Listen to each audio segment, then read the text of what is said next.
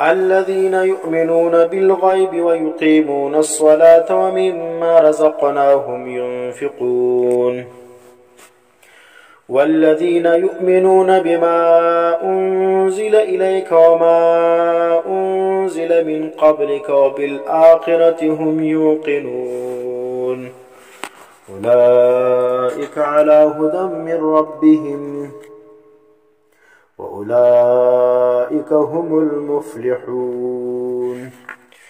سورة البقرة مدني سورة دي سورة ربط د ما قبل سورة سره چې سورة الفاتحه ده.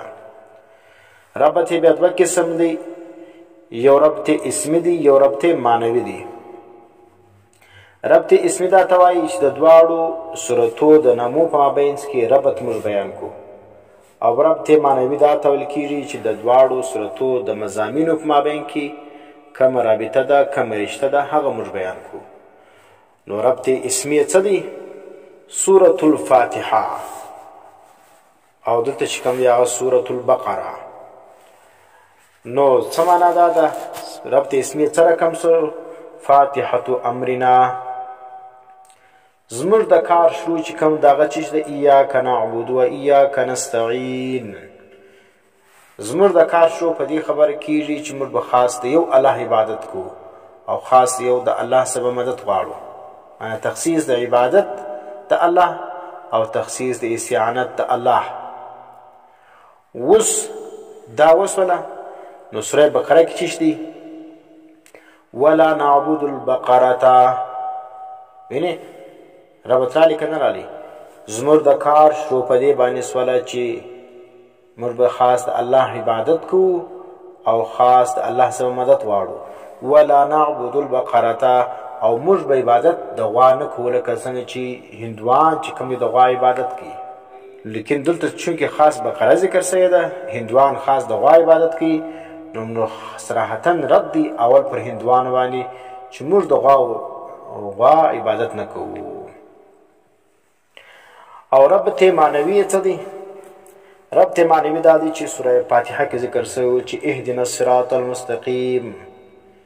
مسلمان هر وخت په منځ کې دا دعا کوي چې الله ماته صراط مستقیم راوښیه، سیده لار راوښیه. دا دومره اختلافات دي، شیعه سمه، سنی سمه، په سنی کې بیا بریلوی سمه، دیوبندی سمه، صوفي سمه، چیش جوړ سمه، وینې مودودي جوړ سم، پنجپیری جوړ سمه، چیش جوړ سمه. دا دونه ډېرې فرقې سولې او هر یو ځان ته وایي زه پر صراط مستقیم یم، غیر مقلدین خو ملاهیر سلو. نو دا چیز دا ټول وایي موږ پر حق لار باندې یو.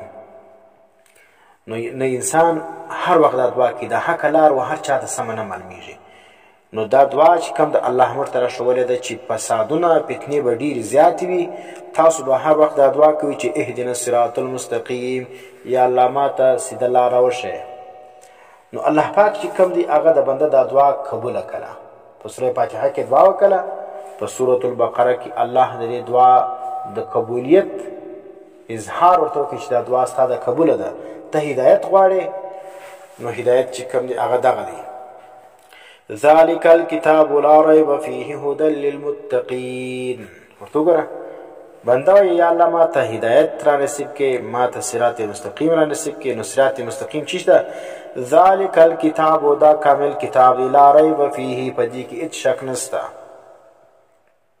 وینې هدى للمتقین، دا هدایت دی د پاره د متقیانو. ورته وګوره هلته ویلی چې اهدنا الصراط المستقیم، دلته وایي هدى للمتقین، متقیانو د پاره دا هدایت دی. دا یو ربط سو. دویم ربط یې دا دی په سورة الفاتحه کې ذکر د درو جماعتونو درې فرقې ذکر سوي ولې. یو چې کوم دی هغه چې شمونام علیهم، دویم چې کوم دی مغضوب علیهم، دریم چې کوم دی ضالین. وینې مؤمنان سلو، مغضوب علیهم یهودیان سلو، او ضالین چې سلو دا نصارا سلو. دا درې جماعتونه ذکر ولو. نو سوره بقره کې هم د درو جماعتو ذکر دی تفصیلا چې قرآن یا د الله کلام چې منی یا نه منی، په دې اعتبار باندې درې جماعتونه جوړیږي. په زړه او په خوله باندې یوه خبره ده، دا ته مؤمن ویل کیږي.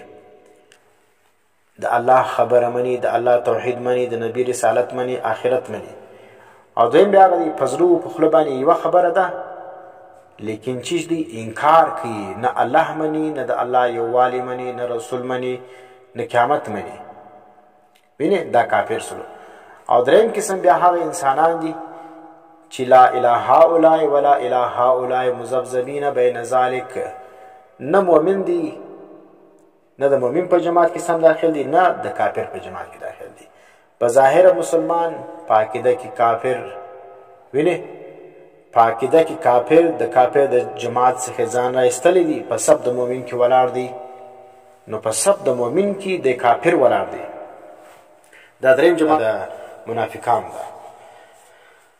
اوس موږ وایو د صورت دعوه وایو. د دې صورت دعوه چې کوم د دعوت د توحید دی، دا صورت انسانان رابولي د الله وحدانیت لره چې صرف یو د الله عبادت کوي. دا ذکر د دې دعوی چې کوم دی دا په آیت نمبر 21 کې ذکر شوی دی. 20 نمبر آیت تاسو وګورئ چې دې آیت کې الله پاک بندگان ته وایي تاسو صرف یو زما عبادت وکړئ. يا أيها الناس اعبدوا ربكم الذي خلقكم والذين من قبلكم لعلكم تتقون. اے انسانانو اعبدوا ربكم، تاسو صرف عبادت وکئ د خپل یو رب، الذي هغه ذات خلقکم چې تاسو پیدا کړی یاست. ورته ګورئ تاسو صرف د یو ذات عبادت وکئ. نو ګوره صرف الله وایي زما عبادت کوي، د نورو خلکو عبادتونه مه کوئ. دا نور ټول مخلوقات دي، که انبیا دي، که اولیا دي، که پیران دي، که ملائکه دي، که فرشتي دي، که جنات دي، دا ټول الله زما مخلوق دي.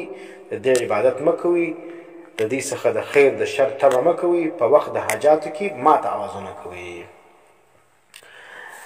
داغه دعوه چې کوم ده، دعوه د توحید په آیت نمبر 163 کې ذکر شوی ده. سورة البقره آیت نمبر 163 تاسو وګورئ. وإلهكم إله واحد لا إله إلا هو الرحمن الرحيم. وګوره إلهكم کارساز تاسو، اله تاسو، معبود تاسو، اله واحد دا یو اله دی. لا اله نست لایق دی عبادت الا هو مگر صرف یو الله دی، الرحمن الرحیم. یعنی دا دعوه د صورت په دې دوه آیاتو کې ذکر ده. خلاصه د دې صورت موږ وایو دا صورت چې کوم دی دا ټول صورت دا تقسیم دی دوه حصو لره. اول حصہ د اول آیت سوونی سے بیا تر 177 آیت پوری دا اول حصہ ده، او دویم حصہ د 177 بعد بیا تر اخر د صورت پوری دا دوی حصے سولې. اوس اول لازم د اول حصے خلاصه وایو. په دا اول حصہ کې دوی اعتقادي مسلې ذکر کیږي لکه توحید او رسالت. د الله د وحدانیت بیان به کیږي او د رسالت بیان به کیږي. او په دویمه حصہ کې به دوی مسلې بیانېږي، یو جهاد فی سبیل الله دی او دویم چې کوم دی انفاق فی سبیل الله. په پوسولس نو د سورې بقره خلاصه چی شوله؟ لا اله الا الله، او د لا اله الا الله د پاره به انفاق هم کوي او جهاد هم کوي. جهاد وساده چی د پاره د الله او د نبی علی السلام د طریقو د نفاذ د پاره، پر دې د پاره به پیسې هم خرڅي او سر به قرباني. اوس راځو اول حصے لره. د اول حصہ چې کوم د اول آیت سوونی سه بیا تر 122 نمبر آیت پوری. په دې کې اول د توحید بیان دی، بیا د توحید په وجه باندې دغه انسانان تقسیم کیږي درو جماعتو لره.